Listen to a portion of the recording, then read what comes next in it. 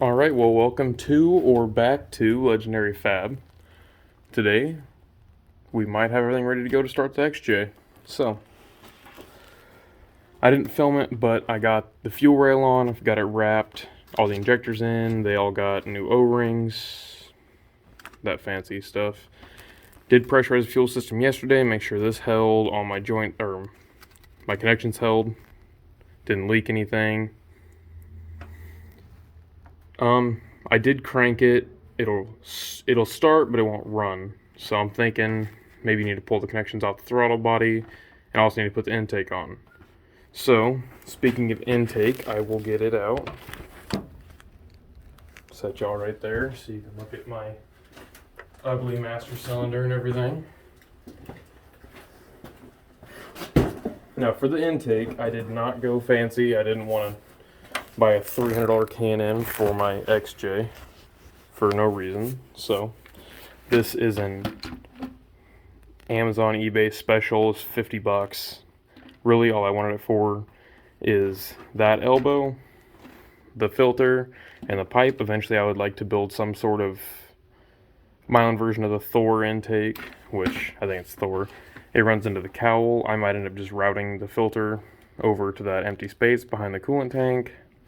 Obviously right here it's not going to be much of a cold air because there's an exhaust manifold right there. So it's nothing fancy. I didn't want to spend a bunch of money on something that's going to be temporary. There could be a snorkel in its future.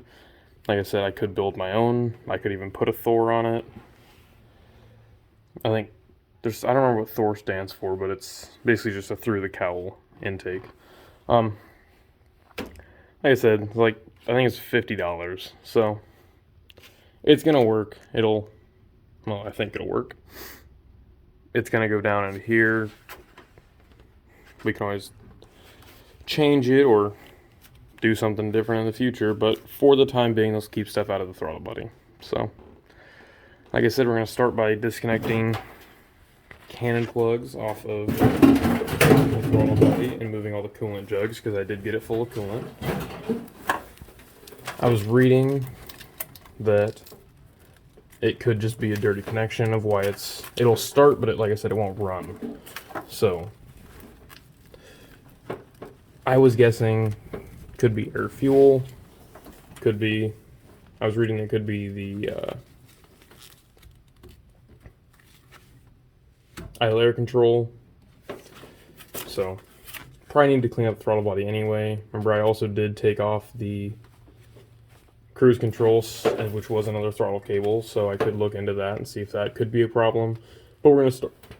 We're gonna start by getting the intake put on, and then just go from there and see what else we can play with for the rest of today. So, not quite sure where I can stand you. No, that's gonna sit you in front of a hood pin, so we might just have to do it one-handed. So, I threw it all together in my house last night. There's a ton of transmission cooler lines hanging out down here, so might have to wiggle our way past those, maybe change up how the filter's angled, but even if it doesn't work perfect, or not at all apparently. So I'm going to try to snap this on with both hands, and then I'll play the video back and show you what I find out. Alright, so here we are all installed. It's very crude.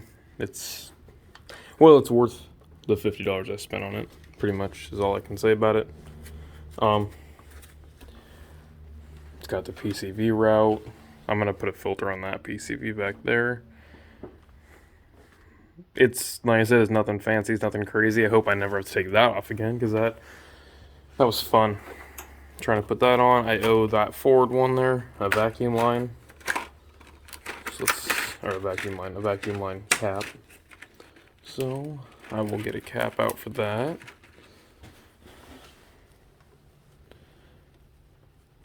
I feel like this box of vacuum line caps are going to be my savior for this Jeep. From how many vacuum lines I've removed and all that. So I've got them, this isn't mine, but I've got them on there for the PCV so it doesn't leak any vacuum out of the manifold. So that's pretty much it all wrapped up. These are my two, I know I was talking about this in my last video, but I never videoed them being done. These are all heat shrinked onto their little connector. They're all held in with Allen keys on the inside. They're heat shrinked onto that little clamp, and then I slid it back in, tighten them down. They don't come out, they're stiff. These, the same thing for both sides. They're heat shrinked onto their connector, put in there. I'm gonna tie all this stuff up.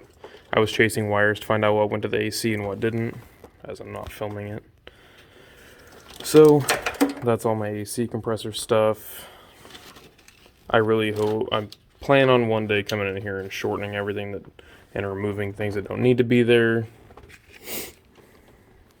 This is my little, it's got a little aluminum bracket that I bent out of a little piece of 1-inch aluminum.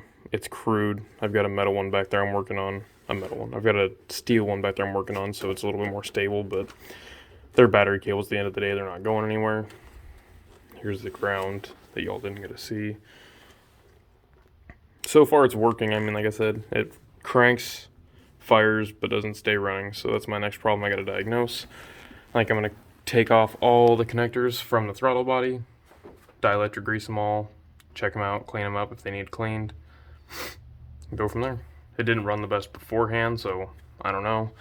And then I also got to figure out what to do with this green wire. It goes to the injectors, but it also was for remote start, so I'm not sure where it could have been spliced in at or what. I got to chase all that, but hopefully it can start without that because it was an aftermarket remote start. Currently, because of the battery situation, without it having a cover, the fuel tank having a cover, I do have it set just outside the passenger window so I can start it. My jumper cables reach it. So that is pretty much the gist of today. I'm going to go through and clean those up, and if I find anything fancy, I will let you know. So before I was talking about this wire that went to my remote start or whatever it went to, I don't know. Like I said, I pulled a ton of stuff out of the dash. Serious remote start, horrible radio wiring. Pretty much anything you can imagine that somebody would put aftermarket was in there. So I chased that wire and I found this. So my number 6 injector, it was poorly tapped into there. And now I have this nice broken connection, so got out all my soldering and wiring stuff. I'm going to solder that back together, put some heat shrink over it, seal it up, and maybe this thing will actually like to run. And also, while we're back here, I did not run these brake lines. It goes up and over the top, back down to the passenger side. The driver's side isn't horrible looking, but eventually it'll get redone because I hate it. And then all the extra wires that are hanging out is somebody thought something was wrong with the starter and put a push button starter in it, and that's going to go away as well because it's horrendous. Somebody really did a hack on this Jeep a few different times. So now that I have it, it's going to go pretty much back to clean and back to as OEM plus Wheeler as I can get it. So it's not ugly and it's functional at the same time. So I'm going to get that spliced back together. I'll show you that, and then that'll probably be a wrap for today's video. Alright, repair is all done. Get back over here so I can show you. It is just soldered in there. It has the heat shrink that has the glue inside. The wire's a little stretched, but that's because I had to cut off a bad part. So one day I might lengthen it, or at least get into this here loom and then pull a little bit of excess out and see if I can get it a little bit less tension. It's loose right now, so it's nothing I'm super worried about. It does have poly motor mount, so it could always vibrate, but I'm about to fall, so let me get down here. So that is going to be a wrap for today, and then in the next video I think we'll be starting the XJ. It's going to be loud. It's open manifold right now, so I don't know how much of that I'll be able to talk during. I'll at least show it running. But that being said, thank you guys for watching. I'll be here continuing the XJ build. I don't know how much more is going to get done while I'm in New York. I'm a few weeks away from leaving to go back home to Wyoming, and that's where the front forelink's going to get done, or at least front long arm is going to get done. And then we're going to take it out and test it and see what she's capable of. Get a little side view. So the whole rear is done at least. I'll just explain this part to you. So this whole wheel well, fender flares, that's all done. The axle needs aligned in the rear. So like I said, nothing's going on here. This axle is going to end up hopefully out here somewhere, or tire at least. So that's all going to be the next phase of the XJ build. But for now, I think we are pretty much wrapped up. We'll be starting the next video. Thanks for watching.